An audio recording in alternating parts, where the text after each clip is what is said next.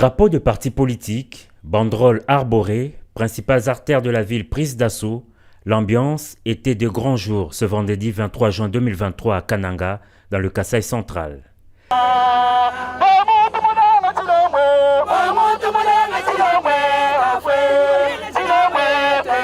Effervescence dans les rues, effervescence aussi à l'aéroport où la mobilisation était impressionnante pour l'accueil du chef de l'État. Et c'est en fin d'après-midi que le président de la République est arrivé dans le chef-lieu du Kasaï central.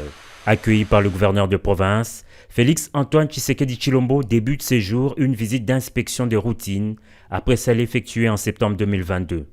Son séjour de 24 heures à Kananga sera aussi l'occasion pour le chef de l'État d'inspecter les différents travaux lancés dans le Kasaï central, mais aussi se faire une idée très précise de l'état de la province. Une province actuellement ravagée par de nombreuses têtes d'érosion. L'urgence s'impose et à peine arrivé, le numéro 1 du pays, noyé dans la foule, s'est immédiatement rendu au site érosif SNCC en plein cœur de Kananga pour le lancement des travaux de sauvegarde en urgence de ces sites dans le cadre du projet d'urgence et de résilience urbaine de Kananga, Puruk en cible.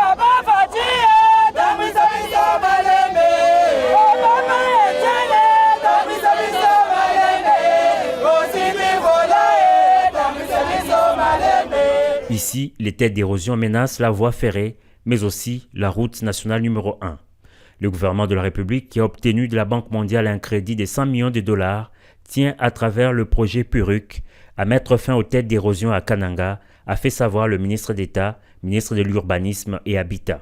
Et de façon succincte, le directeur provincial de l'Office de voirie et drainage OVD a présenté les activités qui seront réalisées dans le cadre de ce projet d'urgence. Ces travaux en soi constituera à la construction de collecteurs, la stabilisation des talus, ainsi qu'à la plantation des espèces végétales. Tandis que le projet sur le site PK 706, ce sont des travaux neufs auxquels l'entreprise dans l'OVD fera face dans le cadre de ce projet. Après le mot, les actes, le président de la République a officiellement lancé ce projet à travers la pose de la première pierre en présence de nombreuses autorités nationales et provinciales.